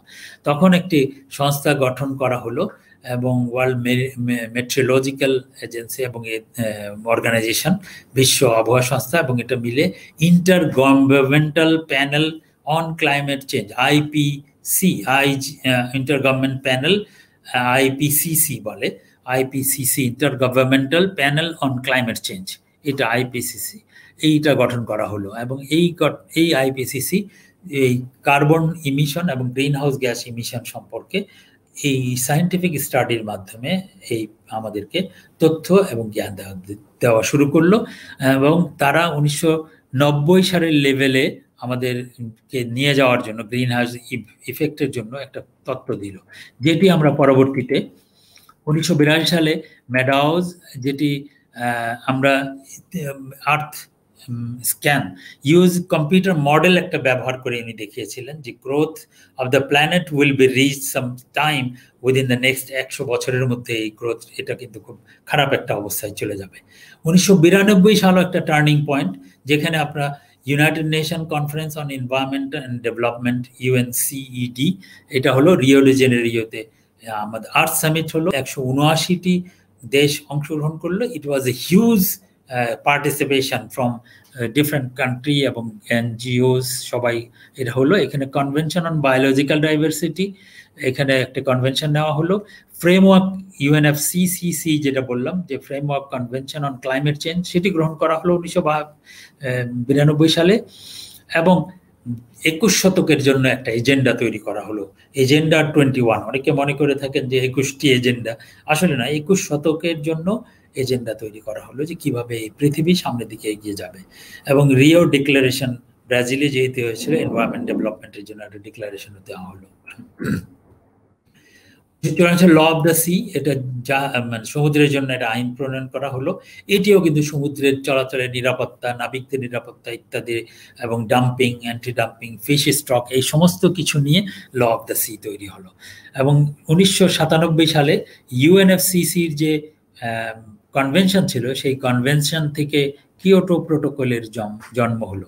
কিয়োটো প্রোটোকল জাপানের একটি শহর কিয়োটো, সেখানে এটা নেগোশিয়েট করে এটি হলো। এবং এখানে carbon dioxide emission, carbon green house gas ইমিশনের জন্য একটা মাত্রা নির্ধারণ করা হলো, সেটা উন্নত দেশের জন্য এবং যারা উন্নত ট্রানজিশন দেশ আছে তাদের জন্য, এবং আমাদের মতো দেশকে সেই জায়গা থেকে বাদ দিয়ে রাখা হলো, যে আমাদের এখনো ওই দায়িত্বের মধ্যে আমরা পড়ি না। আসলে কিয়োটো প্রোটোকলের মধ্যে অনেক দেশই ছিল না, আমেরিকা, অস্ট্রেলিয়া এবং কানাডা, অনেক দেশই কিয়োটো প্রোটোকলের সাথে যুক্ত ছিল না, যার ফলে এটি কিন্তু একটি খণ্ডিত একটি প্রোটোকল ছিল, এবং যেটি 2012 সালে সমাপ্ত ঘটেছে, এবং যার ফলে পরবর্তীতে আমরা দেখি যে 2015-তে প্যারিস এগ্রিমেন্টের জন্ম হয়েছে।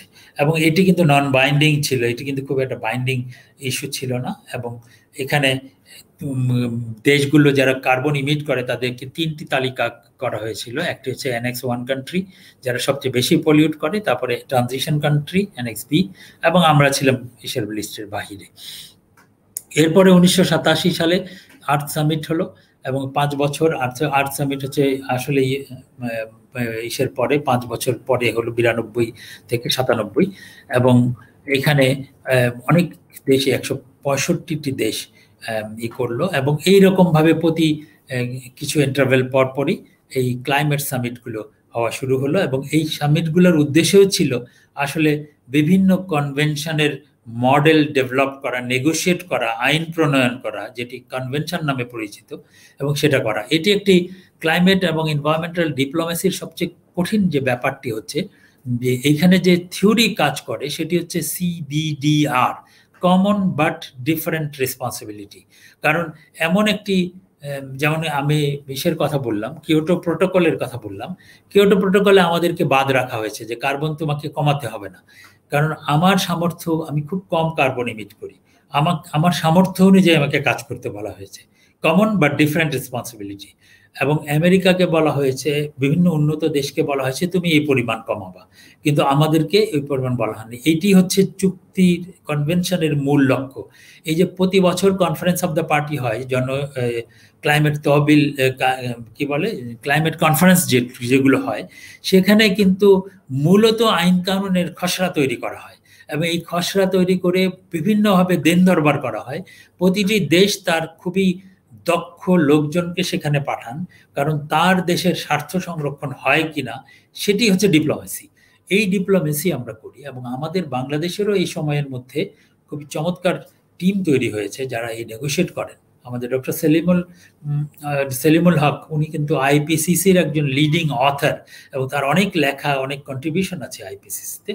অতএব বাংলাদেশের কিন্তু এই জায়গায় যেমন অনেকগুলো ক্ষেত্রে লস অ্যান্ড ড্যামেজ এখন প্যারিস এগ্রিমেন্টে যুক্ত হয়েছে, যে ক্ষতি যে হয় এটা লস অ্যান্ড ড্যামেজের বিষয়ে অ্যাসেস করে তাকে ক্ষতি দেওয়া, এই বিষয়টি বাংলাদেশ কিন্তু ফোকাস করেছে এবং বাংলাদেশ স্ট্রং ভূমিকা পালন করেছে।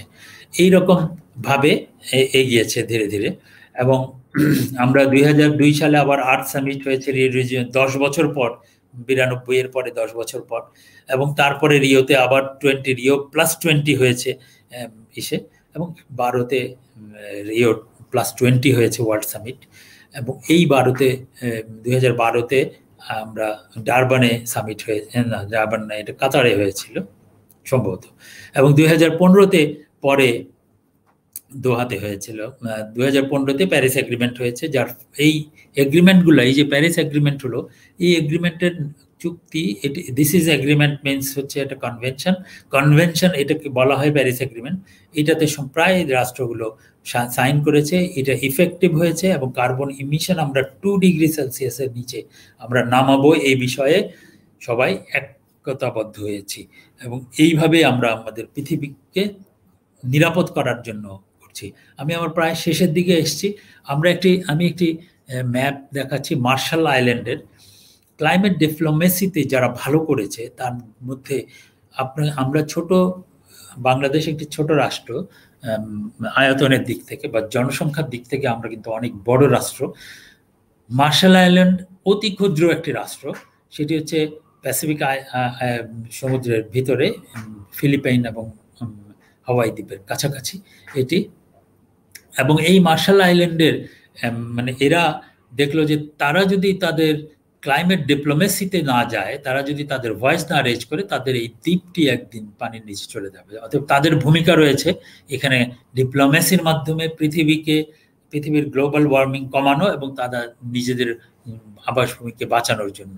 এবং এই নিউ ক্লাইমেট ডিপ্লোমেসির জন্য মার্শাল আইল্যান্ড কিন্তু অগ্রণী ভূমিকা পালন করেছে।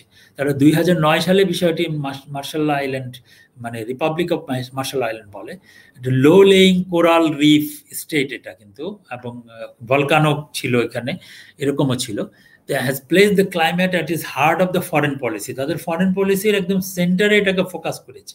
আমাদেরও সময় এসেছে যে আমাদের ফরেন পলিসি আসলে সেন্টার হবে মানে ক্লাইমেট ডিপ্লোমেসি অথবা environmental diplomacy. They develop a national climate change road map তারা তৈরি করলো এবং তারা রিকগনাইজ করলো যে ক্লাইমেট চেঞ্জ যদি এইরকম অবস্থায় চলতে থাকে, Marshall Island severely compromise its development perspective. তারা এইখান থেকে তার ডেভেলপমেন্ট পার্সপেক্টিভে তারা আগাতে পারবে না। To address this, government establish একটা ন্যাশনাল কমিটি করলো, সেখানে খুব সিনিয়র যারা কাজ করেছে এনভায়রনমেন্ট নিয়ে তাদেরকে নিয়োগ করা হলো এবং তারা বিভিন্ন জনের কাছ থেকে ইনপুট নিয়ে তারা republic of Marshall Island has design its implementing a new climate diplomacy strategy. তারা স্ট্র্যাটেজি তৈরি করলো এবং এইটা ফোকাস করা ছিল কয়েকটি ইস্যুতে, যেমন enhancing technical powers in UN negotiation. তারা ইউএন জাতিসংঘের যে ছিল সেখানে খুব ভয়েস তাদের অনেক থাকতো, তারা এই বিষয়ে অনেক করে যেত, অনেক দক্ষতার সাথে তারা নেগোশিয়েট করতো এবং তাদের বিষয়গুলোকে তারা ফোকাস করতো। তারা দেখলো যে তারা একা করতে পারবে না, তারা একটা অ্যালায়েন্স করলো স্মল আইল্যান্ড স্টেট, এওসিস কান্ট্রিগুলো বলে, অ্যালায়েন্স অফ স্মল স্টেটস, তাদেরকে নিয়ে একটা অ্যালায়েন্স গঠন করে তারা কিন্তু বড় ধরনের ভূমিকা পালন করতো এই কপগুলোতে। আমি নিজেও ডারবান সামিটে অংশগ্রহণ করেছি এবং দেখেছি যে এওসিস এর ভূমিকাতে এবং মার্শাল আইল্যান্ডের ভূমিকা খুবই এই ভূমিকা ছিল, প্রণিধানযোগ্য ছিল। টেকিং অপরচুনিটি এঙ্গেজ নন ট্র্যাডিশনাল, অনেক নন ট্র্যাডিশনাল প্ল্যাটফর্মকে তারা ব্যবহার করেছে এবং এটা জাতিসংঘের সিকিউরিটি কাউন্সিল, কার্টেগানা ডায়ালগ, বিভিন্ন জায়গায় তারা এই ক্লাইমেটকে, এই ডিপ্লোম্যাসিকে ইউজ করেছে। তারা আবার আরেকটি কাজ করেছে যে তারা এটা এক্সপোজার, মিডিয়া এক্সপোজারের জন্য তারা এটাকে মিডিয়া এক্সপোজ করেছে, which convince the leaders of 14 Pacific island states এবং অস্ট্রেলিয়া, নিউজিল্যান্ড, এদেরকে নিয়ে তারা একটা সলিড মানে ফোরাম তৈরি করতে পেরেছে। আমরা একটা ফরচুনেটলি আমরা উই আর নাও, আমরা উত্তরণ ঘটছি এলডিসি থেকে, আমরা উন্নয়নশীল দেশে আমরা যাচ্ছি এবং কিছুদিনের মধ্যেই আমরা এটা ঘটবে। কিন্তু ক্লাইমেট কনফারেন্সের সে গ্রুপে এখন আমরা এলডিসি ভুক্ত দেশের মধ্যেই আমরা কাজ করি। এওসি যেমন স্মল কান্ট্রি, আইল্যান্ড কান্ট্রি, স্টেটের মধ্যে কাজ করে, আমরা কিন্তু এলডিসি, লিস্ট ডেভেলপ কান্ট্রির মধ্যে নেগোশিয়েট করি। প্রথমে আমাদের স্বার্থগুলো একই রকম আমরা ওখানে ঠিক করি, তারপরে আমরা এওসিস এবং G77 আমরা যখন উত্তরণ হয়ে যাবে তখন আমরা G77 গ্রুপের সাথে চলে যাব। আমরা খুব সহসাই এলডিসির মধ্যে আর কাজ করব না। আমি কাজ করতে গিয়ে দেখেছি আসলে এলডিসির মধ্যে কাজ করাটা আমাদের জন্য এখন আর ওই রকম অবস্থানে আমাদেরকে মনে হয় না। যারা এলডিসির কান্ট্রির রিপ্রেজেন্টেটিভ তাদের দিকে তাকালেও আমাদের মনে হয় যে না, উই আর বেটার অফ, এরকম। আমরা বিত্তে, আমরা বিভিন্নভাবে আমরা অনেক উন্নত হয়েছি এবং ইনশাল্লাহ আমরা very soon will be G77, আমরা অন্য গ্রুপে উত্তরণ ঘটবে। তো এইরকম ভাবে আমরা এলডিসিতে গ্রুপে আমরা করে, তারপরে G77 এগুলো করে, তারপরে প্ল্যানারিতে এই ইস্যুগুলোকে নিয়ে যাওয়া হয় এবং সেখানে বাংলাদেশের প্রতিটি স্বার্থ দেখা হয়। অনেকের ধারণা যে ক্লাইমেট কনফারেন্সগুলো হয় ওখান থেকে মনে হয় যে অর্থ দেওয়া হয়, যেটা বাংলাদেশ সরকার নিয়ে আসে ওখান থেকে। আসলে ক্লাইমেট ডিপ্লোমেসি হচ্ছে যে টু নেগোশিয়েট, টু ফাইনালাইজ এ কনভেনশন, যেটা লং টার্ম আমাদেরকে হেল্প করবে। হ্যাঁ, এই কনভেনশনে গ্লোবাল ক্লাইমেট ফান্ডও আছে, সেটিরও নেগোশিয়েট করতে হবে এবং সেটা কিভাবে আমরা পাবো, আমাদের দক্ষতা আছে কিনা, আমরা একটা যেমন আমাদের অ্যাসেসমেন্ট করতে হবে। আমাদের প্রথমে ন্যাশনাল পলিসি পেপার তৈরি করতে হবে, সেটার দক্ষতা আমাদের আছে কিনা। এটা না থাকে তাহলে উন্নত দেশ আমাদেরকে এই সাহায্য দিবে। এইগুলো আমরা দেখি এবং আমরা ওই জায়গাগুলোতে কাজ করি, আমাদের ডেভেলপ নেগোশিয়েট করি। সো কি মেসেজ অফ ডিপ্লোম্যাসি, আমি আর ওইটাতে গেলাম না, তবে আমি শেষ করব এইভাবে যে বাংলাদেশ আসলে তার রেসপন্স ঘোষণা করেছে কনস্টিটিউশনে অ্যাবাউট এনভায়রনমেন্ট ভেরি ক্লিয়ারলি, খুবই স্পষ্টভাবে 18 কতে। একসময় আমাদের এনভায়রনমেন্ট ইস্যুটা আমাদের সংবিধানে ছিল না, কিন্তু আমরা খুব স্পষ্টভাবে ঘোষণা করেছি এবং 18 কতে আমরা বলেছি যে state shall Endeavour to protect and improve the environment, two preserve and safeguard the natural resources, biodiversity, wetlands, forest and wild life for the present and future citizen. এটার জন্য আমরা এই কাজটা আমরা করব। এই ঘোষণাটা স্পষ্ট অঙ্গীকার আমাদের সংবিধানে। আমরা এই সংবিধানের অঙ্গীকার বাস্তবায়নের জন্যই আমাদের এনভায়রনমেন্টকে পরিবেশকে প্রোটেক্ট করার জন্য সবাইকে একসাথে কাজ করতে হবে। This is not the task of anyone, environment ministry or anyone. এটা কিন্তু সব মন্ত্রণালয়ের, সব মানুষের কাজ এবং সবাই মিলে আমাদেরকে এই কাজটা করতে হবে। This is the commitment of our constitution, আমাদের এই কনস্টিটিউশনের কমিটমেন্ট। কেন আমরা এটা করব? বিকজ উই আর হিউম্যান এবং এটি আমাদের পৃথিবী। এই পৃথিবীকে আমরা ভালোবাসি এবং এই earth is my sweet home. এই সুইট হোমকে আমাদের বাঁচানোর জন্যই আমরা এই কাজটা করব। ধন্যবাদ আপনাদের সবাইকে এবং আপনাদের এই যদিও অনেক বড় হয়েছে, তারপরেও এই পুরো বিষয়ের মধ্যে আমি বলার চেষ্টা করেছি যে আসলে ইস্যুগুলো কি এবং ক্লাইমেট নেগোসিয়েশনে আমরা আসলে কি কাজ করি। ধন্যবাদ আপনাদের সবাইকে। আবার কখনো দেখা হবে অন্য কোনো ইস্যু নিয়ে। মার্চ ফরওয়ার্ডকেও ধন্যবাদ।